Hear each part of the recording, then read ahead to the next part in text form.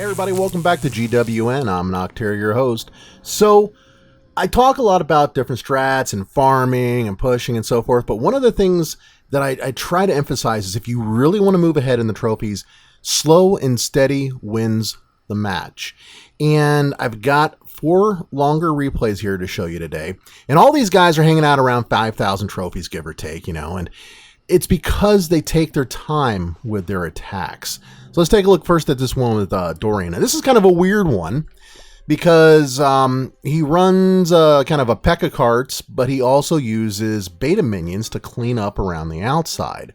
And that's the hallmark of a lot of these attacks. They use something to kind of either clean up after the attack is done or to clear the perimeter or work their way in. And you'll see that in each of these attacks. I got a really long one here with, I think it's Fid running sneaky archers and beta minions. But as you can see, Dorian starts off by just kind of clearing a path and breaking in from 2 points with his super P.E.K.K.A.s. And then the cannon cars come in from a protected point behind the super P.E.K.K.A.s and the battle machine, and they work their way into and through the base. Now this is a fairly standard P.E.K.K.A. cart kind of attack. Where it becomes a little more custom is once he finishes this, he takes the better part of a minute to clear out another 20% or so of the base around the perimeter. Now, the initial attack will take out most of the defenses.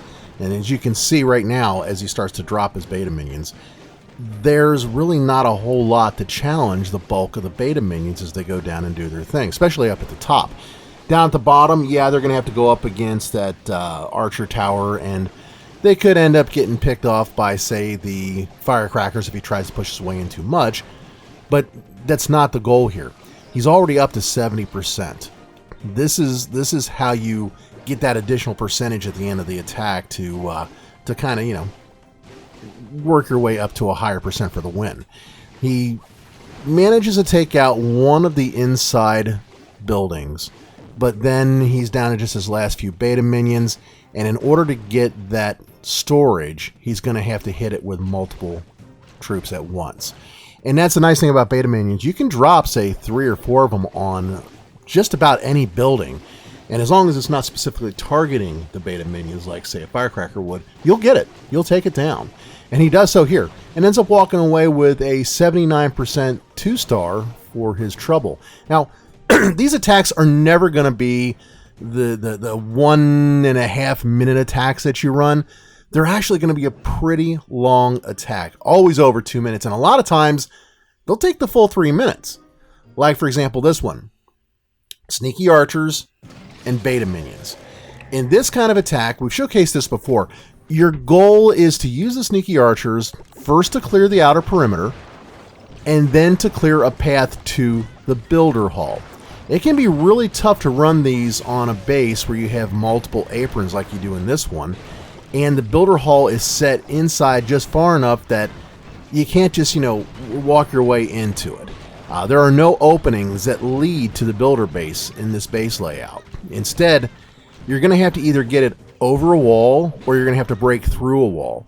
And with these level 8 walls on these max bases, unless you're using bombers, you're not breaking through the walls. I mean, it takes way, way too long. And you'll see that here in a sec. Fid's going to drop an archer up there at the top as he continues to clear everything out, and there won't be anything to challenge it. And it's going to work on the wall, and it takes it a long time to break through that wall.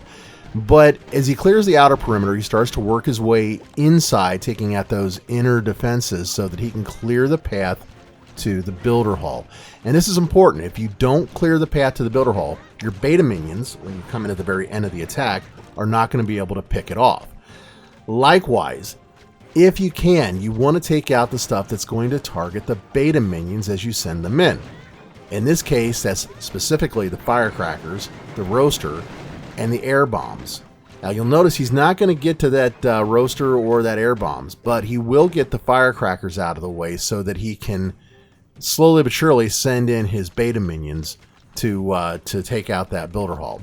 Down goes the archer tower, and then we've got just a few sneaky archers left that we can use to pick off some things, starting off with that last firecracker down there on the lower left. At this point, he's cleared a path into the builder hall, but he still has threats to his beta minions that he has to deal with. So rather than just dumping all of his beta minions, he kind of takes his time and trickles them in. You see there's a Mega Mine he had to deal with too. But by sending them in a little bit at a time, he conserves his beta minions so that he has a little more working room, if you will. Finally, there goes. That archer takes out that wall. It took her, what, 35, 40 seconds to get that thing? And she'll get in a shot or two, but not much on the builder hull. It's the beta minions that are going to take it down. And once again, it's, slow and steady wins the race. Trickle them in one at a time. Boom, down goes the builder hull. And now you've got 3 or 4 beta minions left at the very end that you can just focus on any one defense to pick up a couple of extra percentage points. With the last beta minion just kind of hanging out there at the very end, but he's going to get taken out. There he goes, up towards the top of the base with those firecrackers there. So next one, Ben Stark. Now he's going to run Bombarian cards, and we've done a showcase on this one recently, just a couple of videos back. And it's the same standard attack. You use your Raged Barbarians to clear out some stuff around the perimeter. In this case, he's only going to do a single front. He's going to open up one attack vector at the top and then just work his way in. And he's going to let those bombers just wreak absolute havoc with the walls all the way through. Now, why I included this one in the slow and steady video is because everything goes according to plan for the bulk of the attack. You see he's going to get that crusher down, he's going to distract the roaster and then get it taken out so that it doesn't kill too many of his Raged Barbarians. General offenses are going down, he's going to get the builder hull, take out the giant cannon. So I mean, everything's going fairly well in the attack. And as he works his way into the core of the base, he takes out pretty much everything that there is that could target just about anything there is to target. I mean, all of his range, all the opponent's ranged weapons are going to go down. Boom, boom, there we go.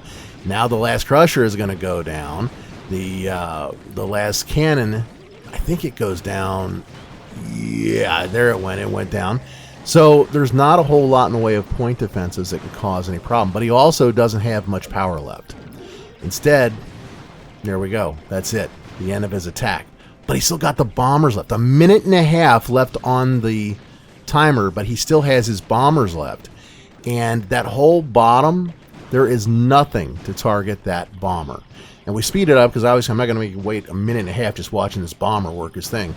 But this is why you always wait to the very end of the attack. Don't exit out early because you think it's over. This little bomber, I mean, he picks up a huge amount of percentage just working his way around on the walls because, of course, they're close enough to the walls, the defenses are, for him to take them out. So always wait to the end.